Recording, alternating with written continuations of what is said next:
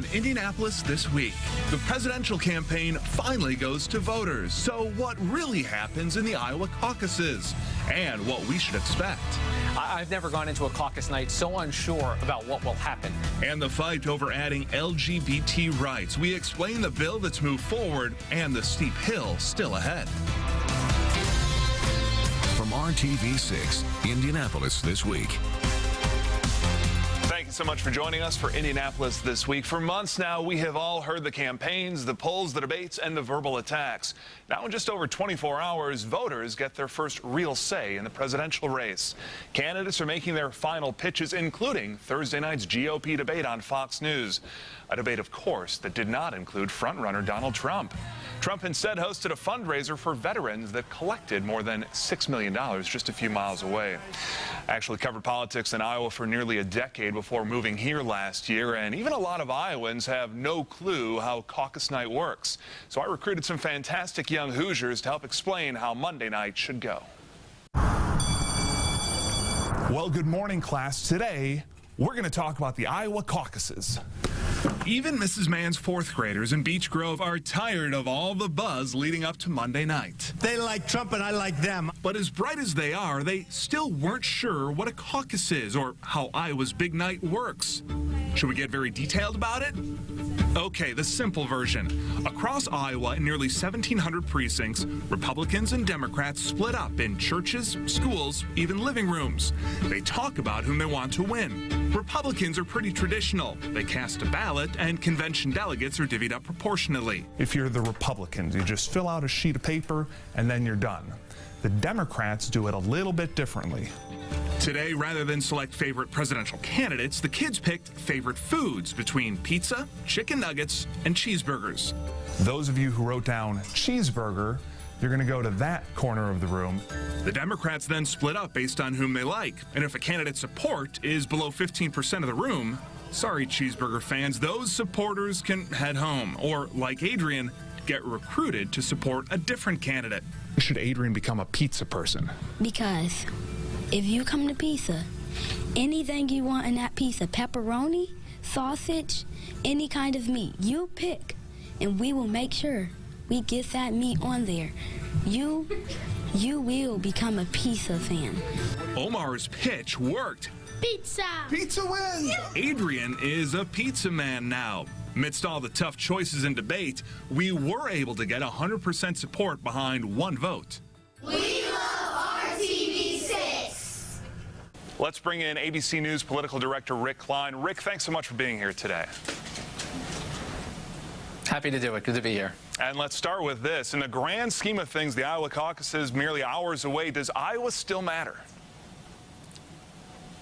Iowa is about winnowing the field and providing the first semblance of order to the disorder that is campaigning up until now. No one has voted yet. So the fact that the candidates have put this much time and attention on Iowa tells you that it will matter. I think one thing to watch is the order of finish. Does Ted Cruz or Donald Trump or someone else come out on top and shock the world, as happened in 2008 and 2012 with surprise winners? Who's one, who's two, and who's three? Who among the establishment emerges? Is it Senator Rubio? Is it Governor Christie or Kasich or Bush to bring some life into their campaigns?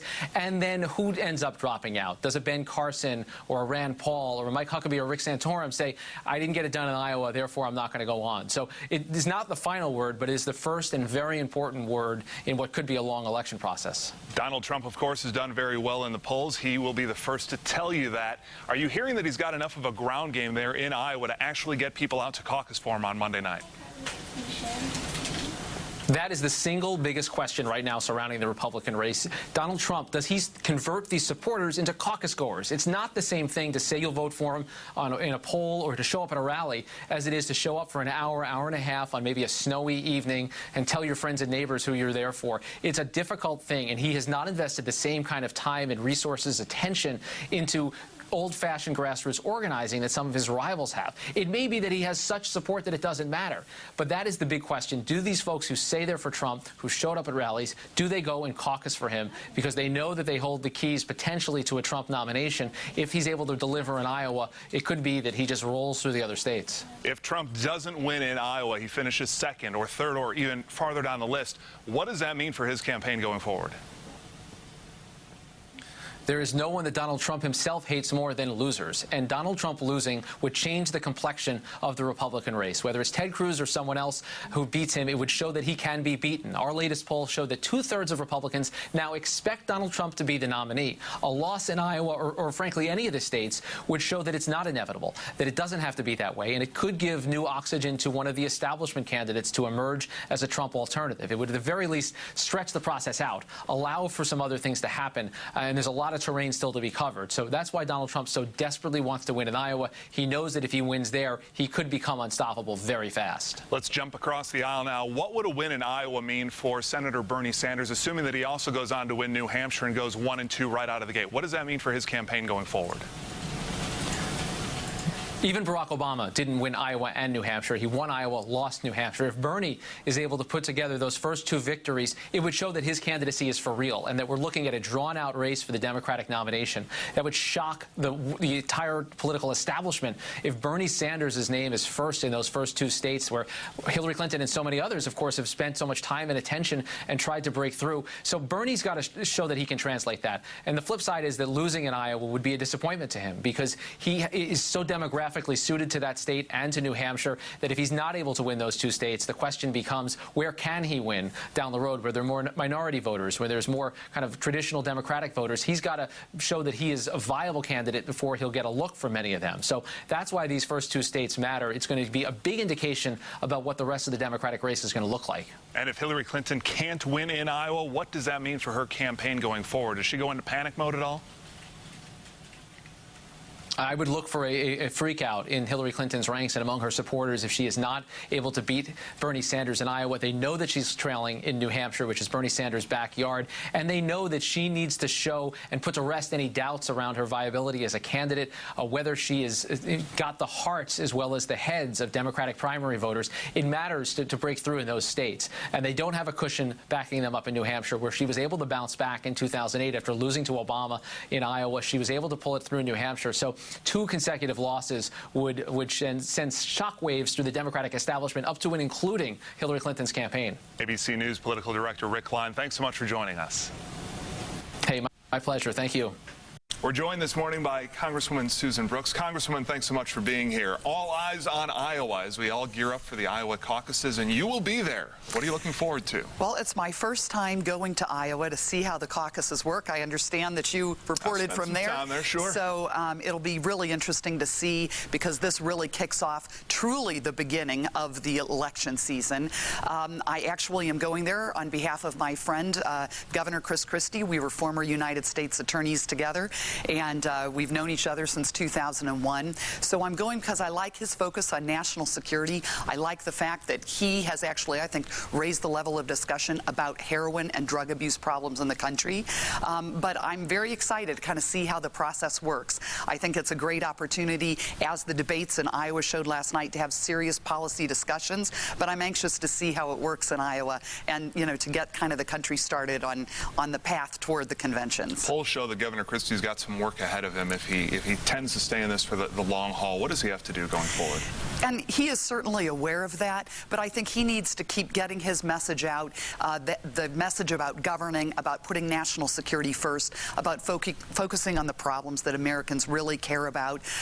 But he's in this for the long run. But there are a lot of great candidates. I think we saw that certainly last night at the debate. There are a lot of great candidates up on that stage because the Republican bench is so full. But, you know, I think that he's got a great ground game. He's got a lot of excitement and effort. I want to kind of see it up close, but I'm part of a group of about 28 U.S. attorneys from across the country that have endorsed him and that are working on his behalf. Without any votes being cast so far in this process, is Donald Trump already the face of the Republican Party? Well, he certainly has added a new face to the Republican Party and has added a lot of excitement and enthusiasm about some of his ideas. I was disappointed that he didn't appear last night in Iowa to have that discussion. I thought it was really unfortunate in that Megyn Kelly does an amazing job, I think, asking tough, good questions of all the candidates. But I think we'll have to see where things go in Iowa, New Hampshire, and beyond. I think this is going to be a long process. process. I don't think we're going to know, and it's very possible that our May primaries here in Indiana may make a difference. They're going to mean something. Often, a lot of times the candidates are chosen before that. I'm not sure that'll be the case this time. I certainly am looking forward to having a Republican in the White House. It would be incredible to be in Congress and to finally have a Republican in the White House. We'll all see what happens together. Have a safe trip to the Hawkeye State, Congresswoman. Thanks for joining us. And still to come, what does the Iowa Caucus mean for the primary here in Indiana? We're going to talk about that next. You're watching Indianapolis This Week, only on RTV6. And welcome back to Indianapolis This Week. So what's the impact of Iowa on the primary campaign? Does the winner really matter? Rafael Sanchez is here to start that part of our conversation. Jason, thank you so much. So is Iowa really that important? Joining us now is Republican strategist Marcus Marlow and the state party chair for the Democratic Party, John Zodi. So we're talking a lot about Iowa, but Iowa, when you look at the demographics, does not really represent the rest of the country. It doesn't even represent Indiana when you look at demographics. It's true. And I think what's important about Iowa right now is that it's what everybody's paying attention to. And for the campaigns and for the candidates, they want to do better than expected. They want to get out there and get their message out. But Iowa doesn't really, at least for us, it doesn't really predict our nominee. John, are you hoping that Republicans will whittle down? I mean, there are still like 20 of them still running. Well, there are. They've got different debates, people not even doing debates. So I think you look at Iowa as that touch point for a solid year before you get into the presidential primary process. But on February 2nd, Iowa is over. You move to New Hampshire. It's a new day, a new organization. And so we'll see what happens Monday night. But Iowa should not be a predictor of who the overall nominee has been. In 2012, we saw Huckabee and Santorum go back and forth about who won Iowa. Didn't at all predict who the nominee was. But it does create momentum, right? It does, sure. If you don't win Iowa, the signal is that maybe something is wrong with your campaign. Well, it's not really winning Iowa anymore. It's doing better than expected. I think we saw, to go far as back as Bill Clinton. He didn't win Iowa, but he did better than people thought. And so it helped him in momentum. And then he did better in New Hampshire than people thought. Didn't win New Hampshire. And then that helped him sweep Super Tuesday. So I think it's really about an expectations game. So who has the most to win? Who has the most to lose? Well, I think you always have to look at the organization. And if you're a campaign person, you look at what does the organization look like on the ground. Iowa has its very unique caucus process. Then you move to primary elections. And so looking at what the candidates are doing on the ground, what the talk is, Donald Trump seems to be leading in every poll across the country. On the Democratic side, we see the Bernie Sanders leading in New Hampshire, Hillary Clinton leading in Iowa. So what it means on the ground, I think, is but John, for you, shouldn't Hillary Clinton be leading in Iowa, considering she's a known product? Shouldn't she be the one taking it away? Well, not necessarily, because again, it depends on what happens on the ground. But Bernie Sanders has brought a lot of new people into the party. Hillary Clinton has got a solid record, a hardworking Secretary of State. So they both have things that they've brought to the table. And people, this is the very first contest in the presidential primary. So there's a really long way to go before we know where people should or shouldn't be. Marcus, does Trump have to win Iowa, or he's defied all expectations? Right. I think if Trump doesn't win Iowa, he ends up being our Howard Dean. So he really does have to show strong. I mean, he's cast such a large shadow that he's made himself seem inevitable. That's the words that he's using. So if he doesn't win Iowa convincingly, then I think the news stories coming out of Iowa will be Trump being a disappointment. Gentlemen, thank you so much. So can we expect Donald Trump to scream like Howard Dean? I think that's probably a good chance. Gentlemen, thank you so much. Jason, now back to you. Explains what Rafael's been doing in the hallway all day today. We want to welcome in our political insiders, Democrat Dan Parker, of course, working with the Hillary Clinton campaign, and for the Republicans today, Jennifer Hollowell. Thanks so much for being here this morning. Thanks for having us. Let's first talk about Thursday's debate, no Donald Trump. Do you think that helps or hurts Trump's campaign, Jennifer? Well, I guess potentially it helps Trump's campaign because it put Ted Cruz at center stage and taking the majority of the attacks. But really, I'm not sure it's going to have any factor in the Iowa caucus or the New Hampshire primary. It was an interesting Trump stunt. We're becoming accustomed to those. A poet, and she knows it. On that end, Trump has stolen the headlines. He has dominated the discussion there in Iowa. He's ahead in the polls, but it's that ground game. You know that from running statewide campaigns. He's got to get people there on Monday. Do you think he can do it? Well, that's going to be the big test, because the way he's run his campaign is largely, through the media and money, but he doesn't have a ground operation. So we're going to see if these folks are that committed. They've come to his rallies. Are they that committed to show up? And they're, predicting a snowstorm, so that may have an impact. But it's going to be the test for him. And if anyone other than Trump wins, then I think that's the story, and it gives momentum to another campaign heading into New Hampshire. Let's turn the page to the Democrats. And Dan, you are working, of course, with the Hillary Clinton campaign. Does she have to win on Monday? It would be very helpful to her, given the fact that Bernie Sanders is from Vermont, which is right next door to New Hampshire. He has a home field advantage there. The recent polls that came out late last week showed good news for her. She's holding a steady lead. What's interesting in the Democratic race is just how much she's dominating self-identified Democrats, and Bernie Sanders is winning folks that are new to the process. So I think a traditional turnout is good for Hillary Clinton. An enormous turnout like 2008 will probably be good news for Bernie Sanders. You've both been in the trenches, of course. What are these campaign staffs doing right now over the weekend and into Monday to get people out to the caucus, to try to get people out to vote? Well, I mean, that's the key. Jen can tell you that this is not like a primary like we have here in Indiana, where you have 12 hours to get there. You got to be there at 7 o'clock at night. They lock the door on you if you're not in. And even in the process, knowing the process, both parties have different process. Republicans have a secret ballot. Democrats have to go to a certain corner. You got to declare publicly who you're for, and then there's horse trading.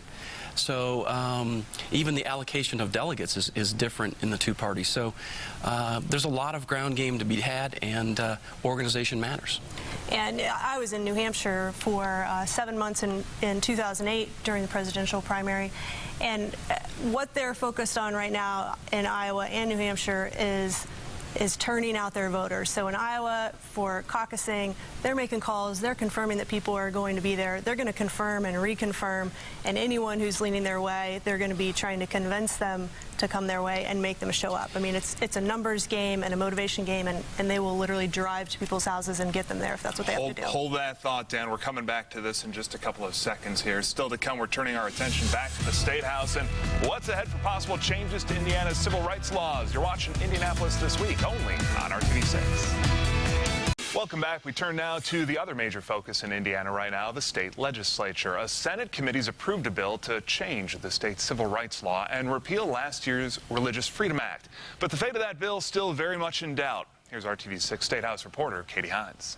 The bill now heads to the Senate floor for consideration. Senate President David Long says he'll call it for a discussion regardless of whether he has the votes within his party to advance it, and he readily admits that he doesn't know the answer to that question yet. Many expect this vote to be very close. The Indiana Pastors Alliance, the Indiana Family Institute, and many conservatives don't feel this bill goes far enough to protect religious liberty. Senate Democrats and the advocates for LGBT rights argue the job isn't done until the General Assembly approves full statewide protections for the entire LGBT community. Sources on both the Republican and Democratic sides of the aisle tell us we're likely to see an effort to put the T, civil rights protections for transgender individuals, back into the bill. We'll see all kinds of amendments. I'm trying to encourage people not to turn this into some kind of a circus on second reading amendment. I think it's important we have a dignified discussion about this. And I've told people, if you're going to write an amendment, make it a serious one that helps the discussion and the dialogue. The discussion on second reading could come in the Senate as soon as Monday. Jason. Thank you, Katie. Dan Parker, Jennifer Hollowell back again. Dan, it's not going away. This discussion continues. Where does it go from here? Well, I thought the Indianapolis Star cartoon on Friday had it right. It's Groundhog Day all over again for the Republicans in the State House. But there were some good developments this past week. Senate Bill 66 being killed, that was a good development. There is a bill. It's not what most people would like. They could make it really easy with just 4 words and a comma. But this bill can be worked on. But the signs coming out of the House from Speaker Bosma this past week, That was a big question mark. We just need to get this done and get it over with. We've had this debate long enough.